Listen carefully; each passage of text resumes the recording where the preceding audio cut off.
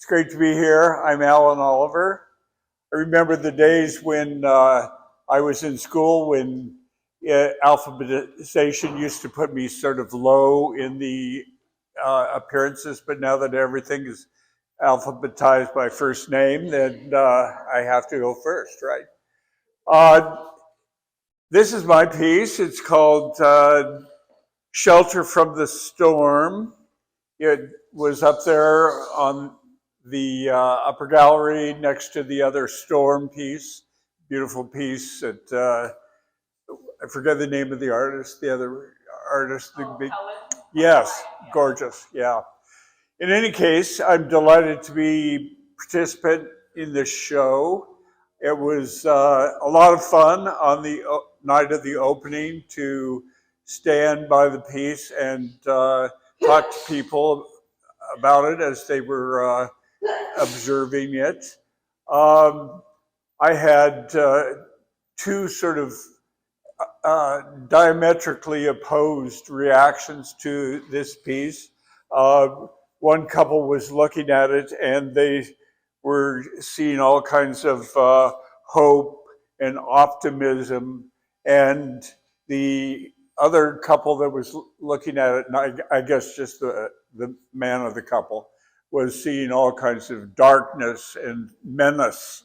And so I guess that's sort of one of the salient features about abstraction, that people have such very diverse reactions to the way that the artist is expressing whatever feelings or emotions that he or she might be trying to portray in the painting. I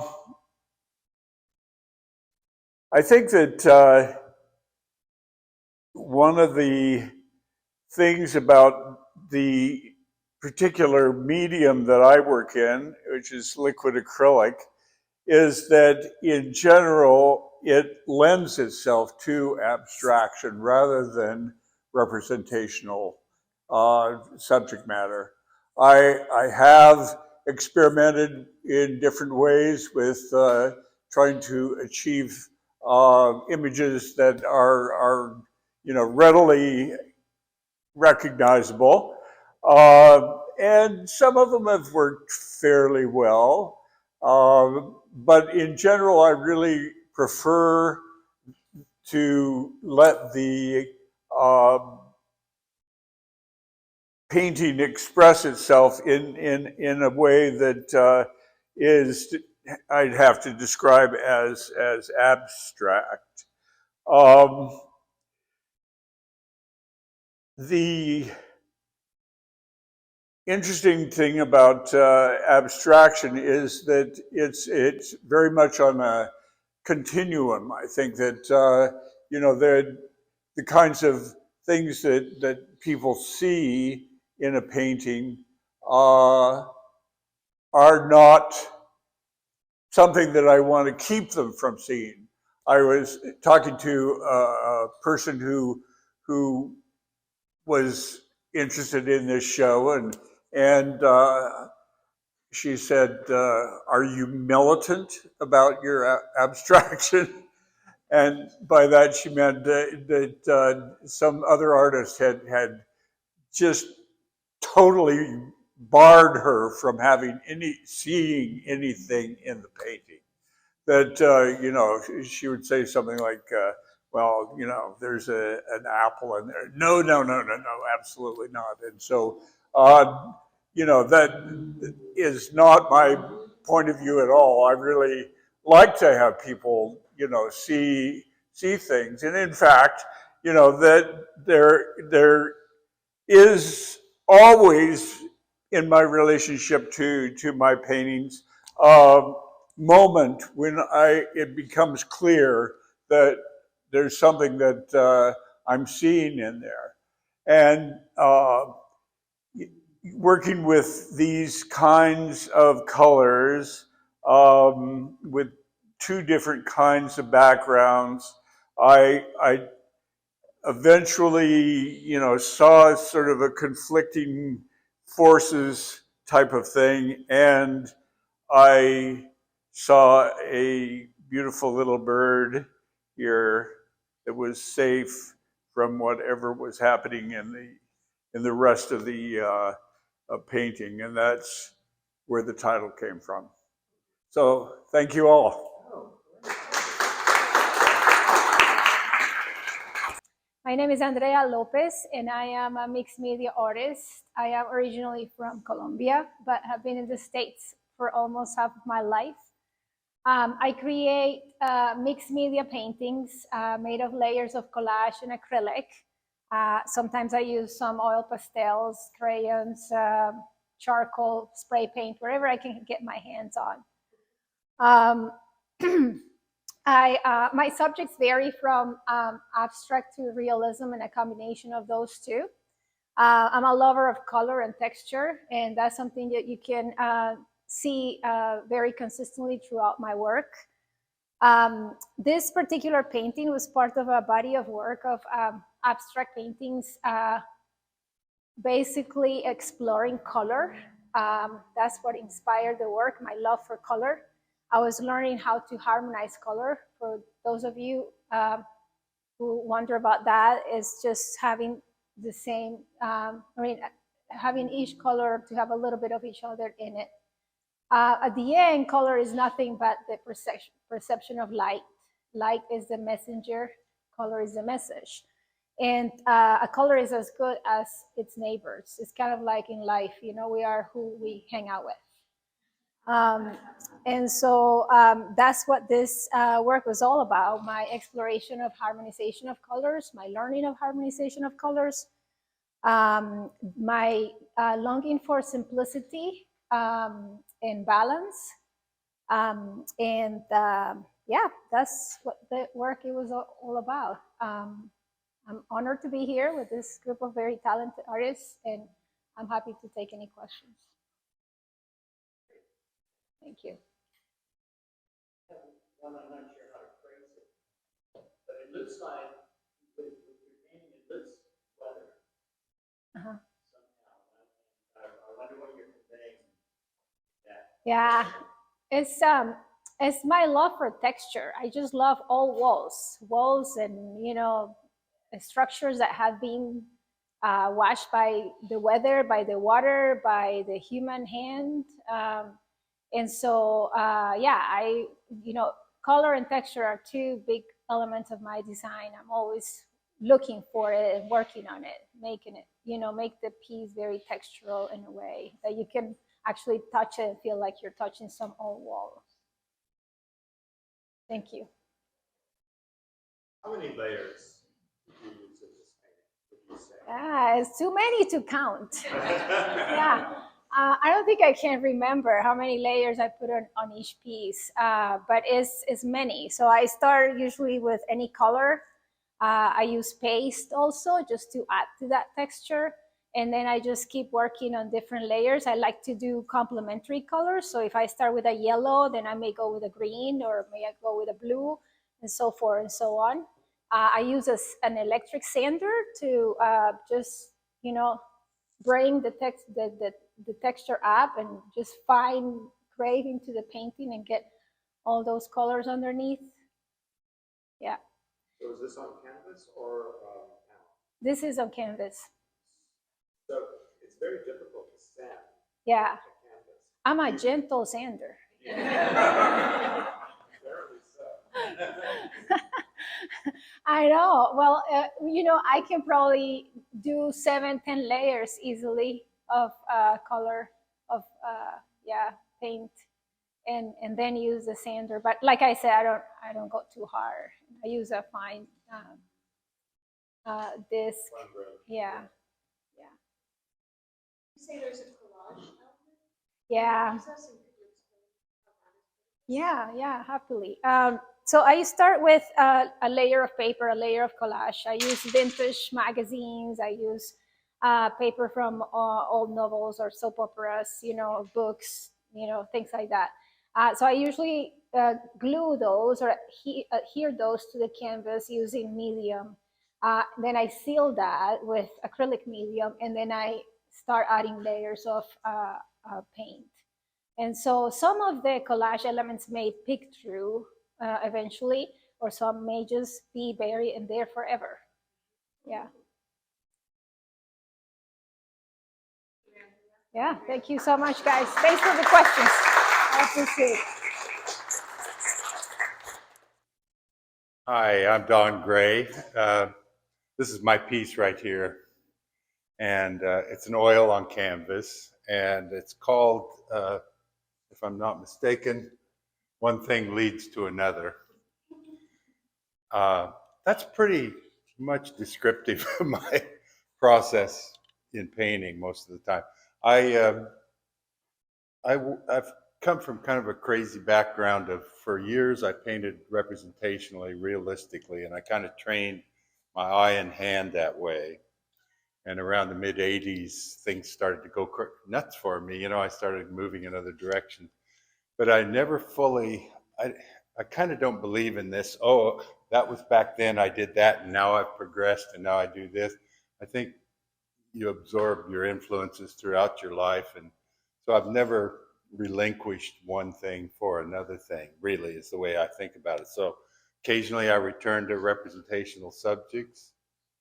But if I'm going to paint something representationally, it's almost like I put on a different hat, because I'm starting with some form of an end goal in mind, you know, like it's a tree and a house and a field or whatever.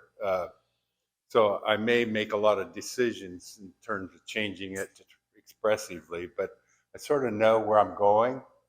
But with abstract work, and I think I'm probably speaking for a lot of other artists here, I don't start that way. It just begins with the paint and with not, in fact, I don't even want to start that way. I don't want to have intention.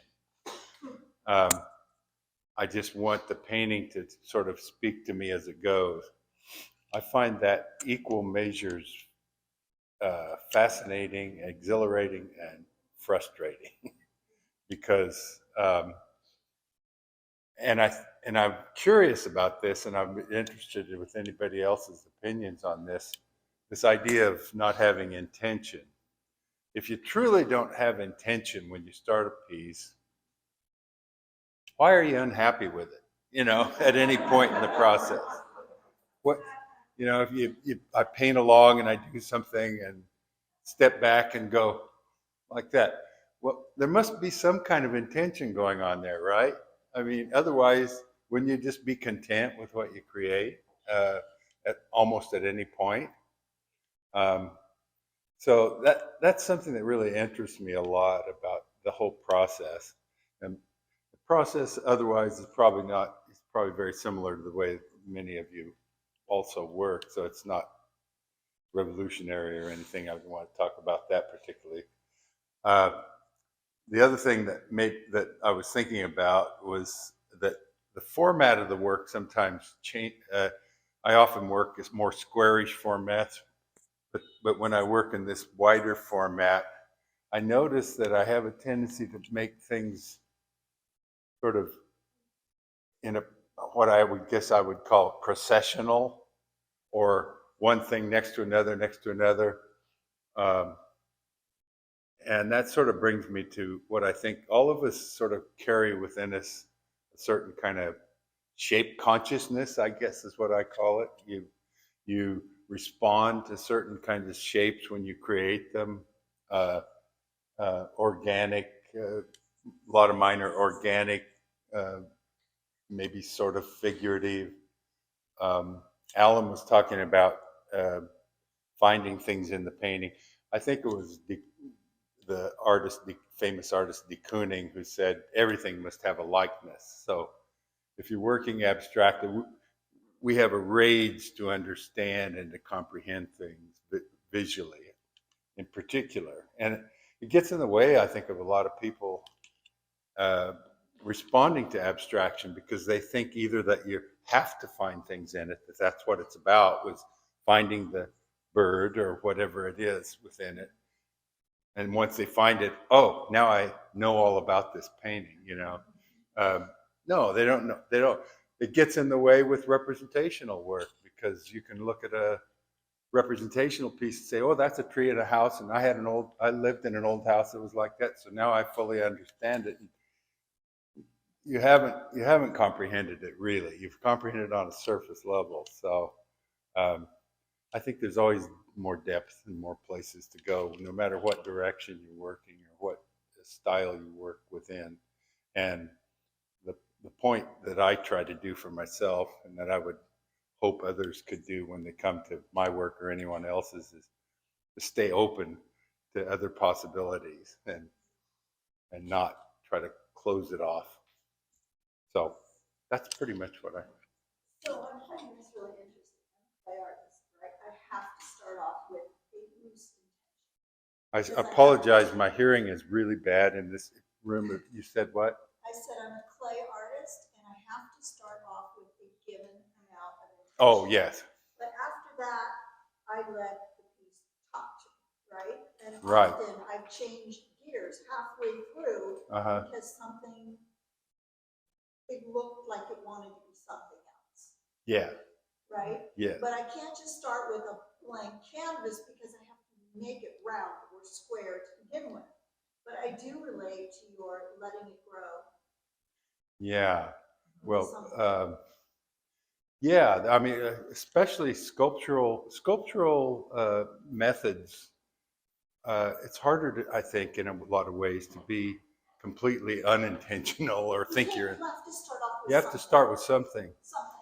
And Round, square, rectangle. Yeah. You have to start with something. And when I go back to representational work, it's almost, for me, it's almost like settling into an easy chair in a way. Not that it's necessarily easy, but it's a comfort sometimes to sort of have parameters that you work within, you know.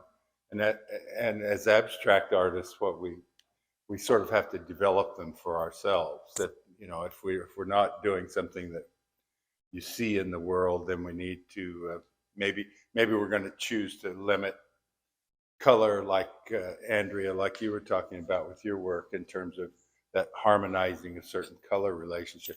You set a parameter in your mind for how you wanted this piece to deal with. So, but yeah, like you say, you also have to stay open to, okay, this is what I thought I wanted, but here's what the piece is telling me it wants.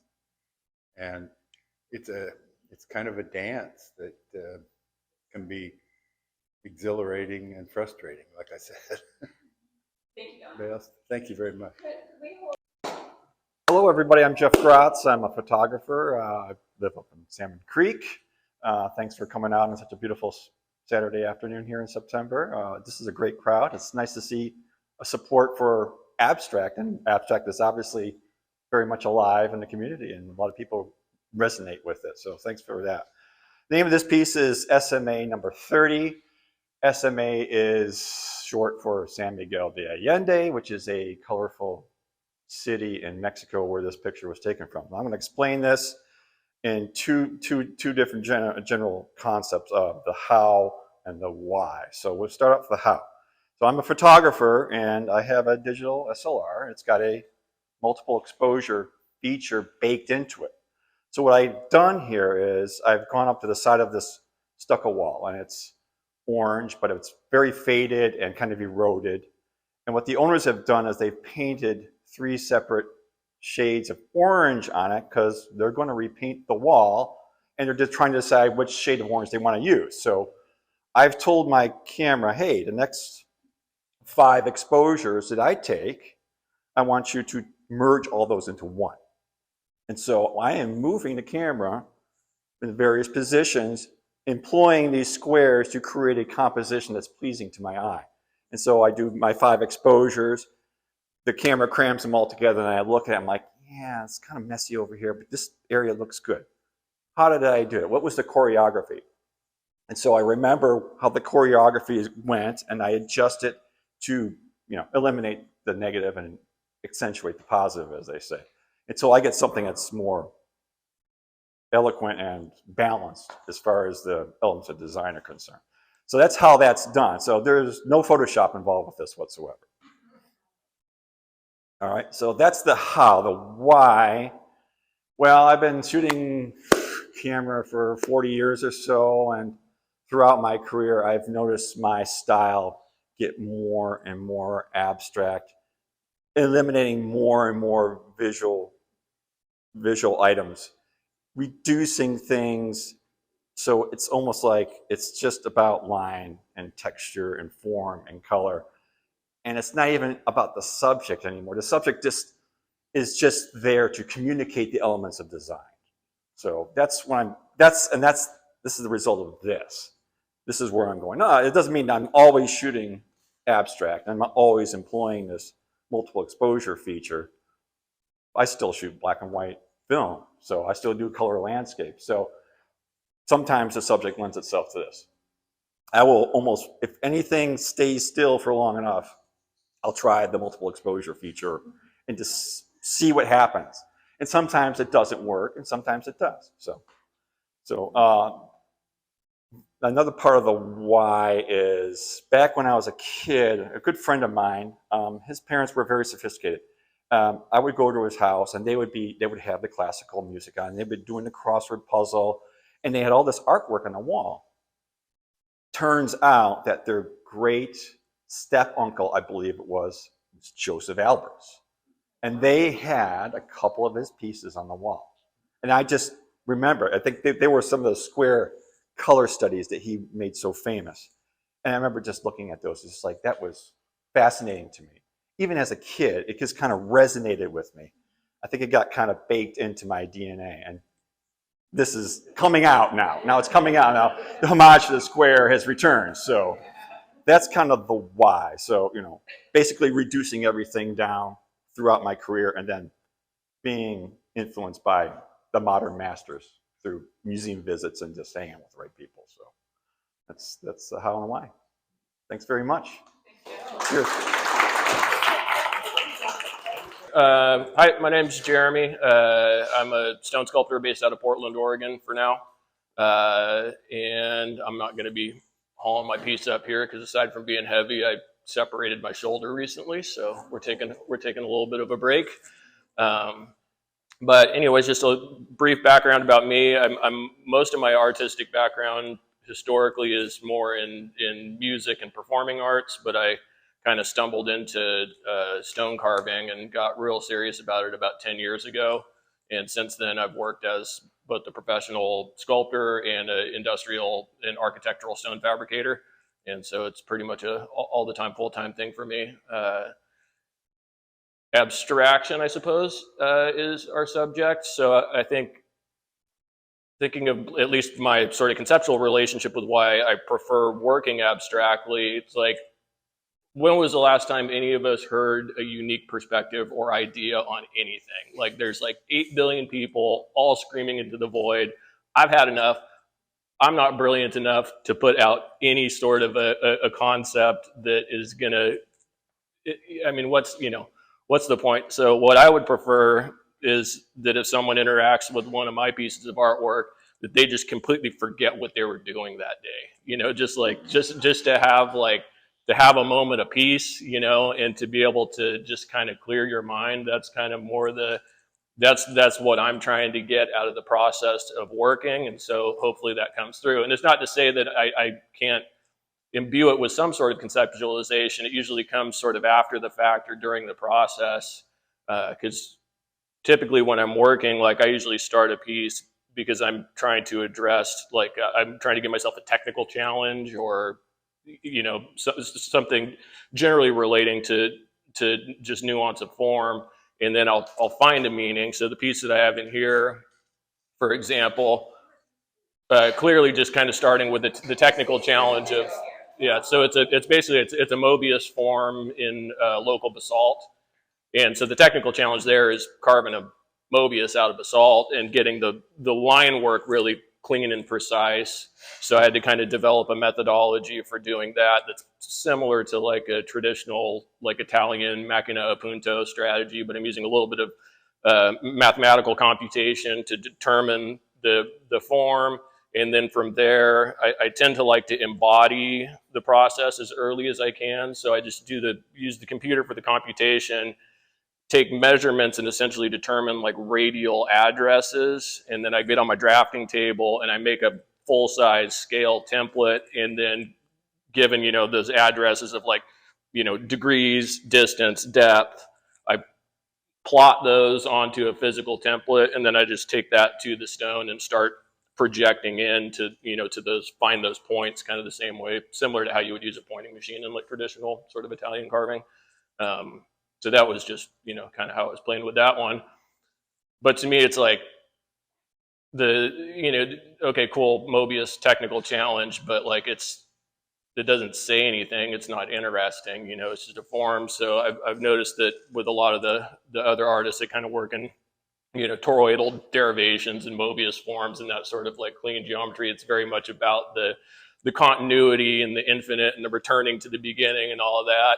And I don't really see the world that way. And so like I'm trying to generate these forms and then truncate them or separate them, because in reality, like the slice cut out of the middle, that's our experience. Like it's going to be brief and non-existent. And this whole like, illusion of this infinite thing that swirls around us that we exist within, like that, like we're just going to pass through it sort of in the void. So that's, just the concept that I get starting to work with it. I don't know, it's probably about 5 minutes, right? Or is it good? Anyways, okay, thanks. It's a two-person lift. What? It's a two-person lift. I haven't had it on a scale, but I lifted it with a buddy with a busted shoulder, so it's not too bad. Well, hello everybody. My name is Joshua Willis. This is my piece over here, the orange linen piece. I am originally from New Mexico, so in that state we have influence from the Navajo and a lot of other Native American cultures that have really kind of seeped into my soul in a way. And a lot of the work that I do, harkens back to what's influenced me in the past. Before I did this body of work, I was actually working in large scale sculpture, doing public art, pieces that are still in place, and they probably will be for a long time. So after having done the sculpture, I kind of wanted to move away from it a little bit, and I developed some ideas around how to do that, and textiles came to mind. They travel well, they store well. I can do a bunch of them and it won't take up like my whole garage or my whole studio. So this particular piece is a process called reverse applique, and I use a large sewing machine. It's called a long arm sewing machine. You actually steer it, so it's like steering a big vehicle or something. And you can draw with this machine. So what I've done is I've taken 3 layers of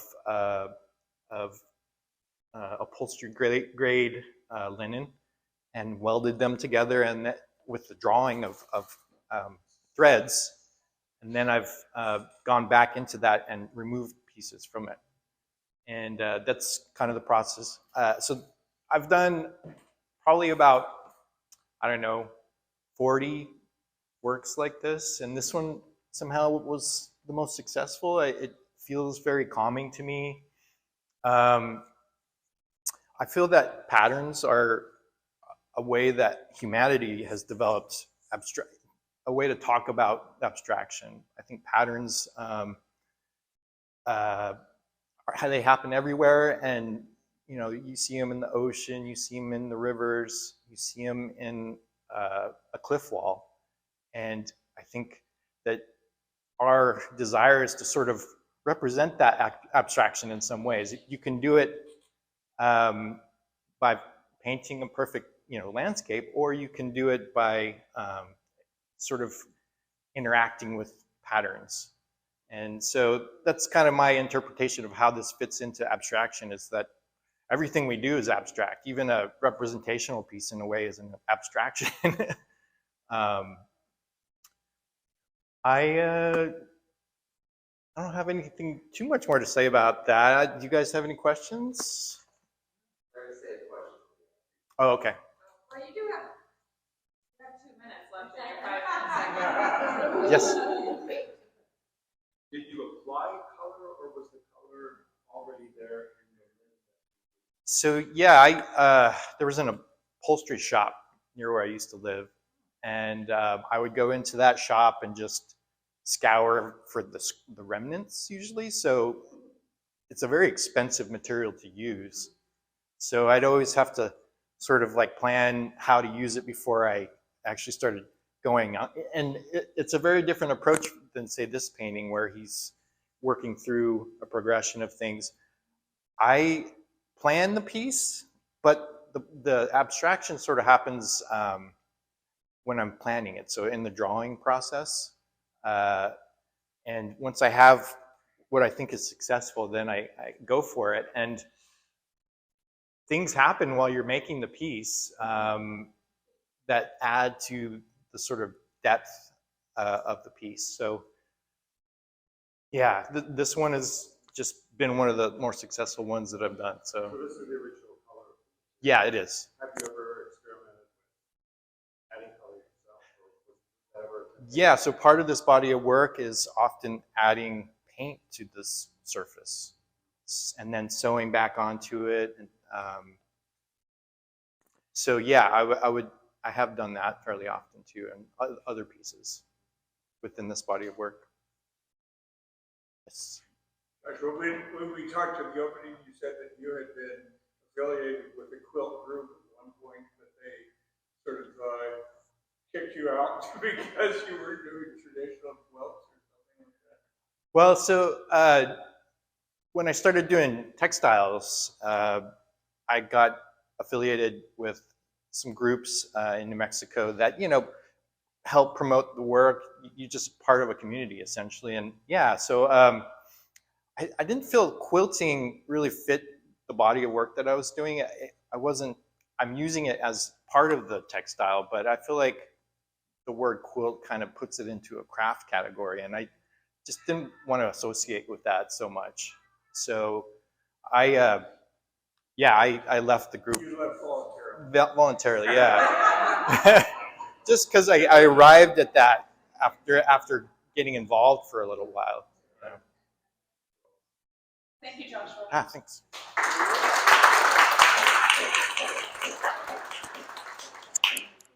Lee is up next. Thank you for coming this afternoon. I'm Lee Radford. I'm an abstract artist. I work in a variety of mediums: painting, textiles, ceramics, collage. I'm a quilter. Really trying to kind of like mix as many different approaches to creating abstract work as I can. A few years ago, I really started to kind of concentrate on shapes and forms that were evident in my work kind of across the different mediums that I was working in. And I was just really kind of trying to focus in on why was my hand always and eye kind of always going to a specific set of shapes or forms. And so I started I'm a regular meditator in my meditation practice. I really started to kind of think about that more and kind of concentrate on that, and then started to incorporate that into my sketchbook practice. And I'll pass a couple of these around. I started just drawing just any kind of shape that I could think of. And these are all just pen and ink pieces, just letting kind of the forms just kind of come as they were going to, it came to either mind in meditation or shortly after my meditation practice in the morning. I then started to kind of translate those concepts into a painting series that I started called Midnight Dialogues. The forms started to come and feel like a vocabulary to me, or symbols with kind of like special meaning or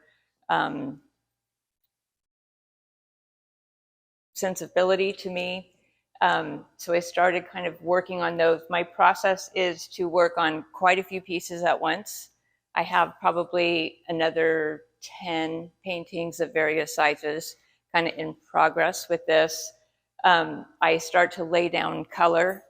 And in this particular piece, this is one of the few that I've done on canvas. I normally work on panel with a plaster surface. I like to layer, start with acrylic and then layer things over, sand back out, mark make onto the surface.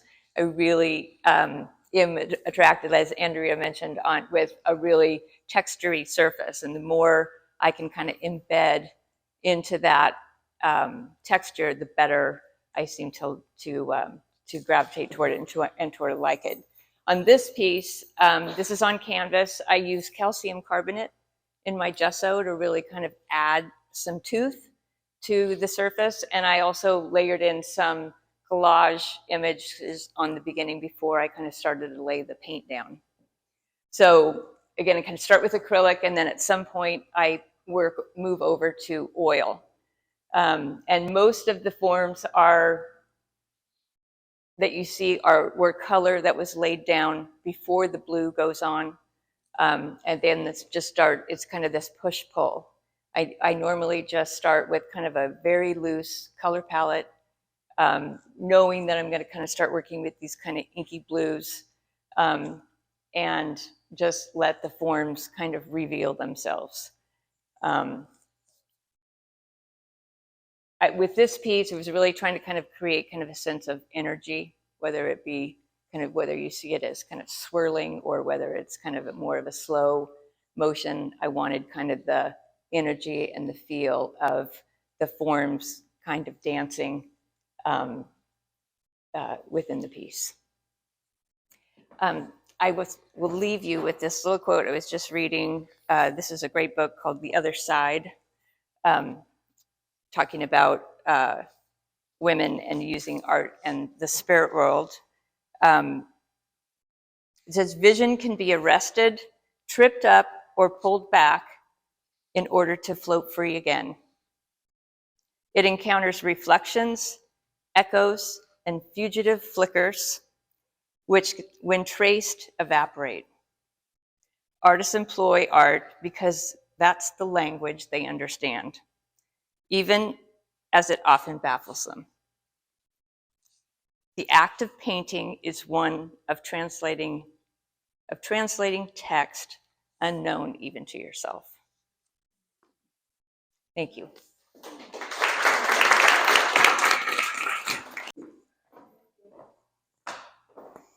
Hi, my name is Ron Jones. I am pretty much exclusively a pen and ink artist. This is my work here, but recently I have adventured into color using acrylic paint pens. So my lovely partner Terry has gotten me to expand finally. So we'll see what that happens later on. But this is technically therapy for my ADHD, so I jump around quite a bit in the amount of time that I'm here, but I'll generally just kind of give you maybe a beginning of my story and then where this piece came from. But it's considered a Shirian, if anybody understands what that word is. M.C. Escher? Okay. So he released a few books in the early 2000s that the patent had run out on his sketches and things. So they published a couple books, and I really got interested in the illusionary work that he had at that time. And that was about 2004, where my first large format original was created. That was my 26th piece. The first 23 originals are each a sequential chapter in my memoir.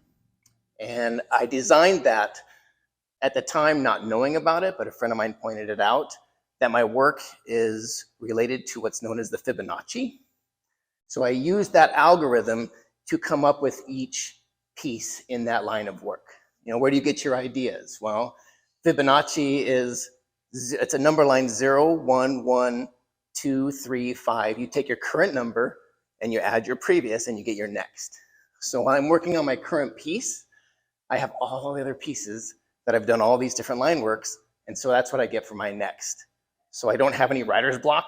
I immediately go into the next piece after I finish the previous. The detail is because of my 25 years being employed in microelectronics. So what you do is it's the same substrate size, but you go tinier. Well, with AI and everything, the machinery speeds up the process of going tinier in the same amount of time. I am human, so I can't speed up my process.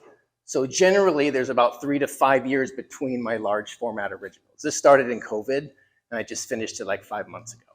So, but there's not, you talk about emotion in work, that was my first 23 originals. They're very loose. They're inviting things in on where I'm supposed to go, and then I tighten that up. So I don't have emotion in my works, because when I do, I put a black line into a white area, that's gone. So I have to just get all that out, because I can't go into the white. The white is the actual board itself. So I have to slow down and just, you know, if I've had a rough day, it just doesn't work. So that's kind of the therapy for me. I can really slow down. And people that know me are like, how do you just do that knowing who I am? And it's just a concentration factor. So back to the Fibonacci, we talked about in Andrea's work, the layers. Well, paintings are back to front. You start with your wash, you know, as far as what I know of painting. A painting's never finished. That's Da Vinci, I think. It's abandoned. You can always just touch something up. I can't do that in this. If I didn't have a completion point, it would just be black. So I start with the very first image. So you went front to back. So when you look at it, you would see that this is in front of this, which is in front of this, and it's broken down in those kind of layers. So there's 7 layers to this piece, but you wouldn't be able to see them unless you look sideways, if you were to imagine that. And so the forward pieces you see, the forward images are closest to you, and then I slowly go back. That's that Fibonacci. 2, 3, 5, 8. I'm always advancing into the depths before I finish it out in that last area. Vancouver gave me my entire career, really. It goes way back to 2000, 2001. And they supported me with the New York trip, publications. We had, I opened up 6th Street Gallery with some friends of ours. North Bank came out that same time, and right around 2000, 2002. So just being in this space and this energy, I really appreciate it. And it's nice to be able to share what the art community has done for me. Oh, why am I getting emotional? So, I don't know, I try and the Fibonacci also lets you, it's not just the number, line 1, 2, 3, 4, and then you just go off into existence. It teaches you to advance, to do something better than the previous. So on my large formats, I want to do something that's totally different than the previous. You know, it's kind of that shock me factor, you know, and then it drives me, you know, I work in microelectronics, we're inventing a new device that's never been invented before, and to see where that can go, it's just something so unique to a few people. And this is something, I don't see a lot of pen and ink and things, so it just drives me. I can't have colors mixed with painting.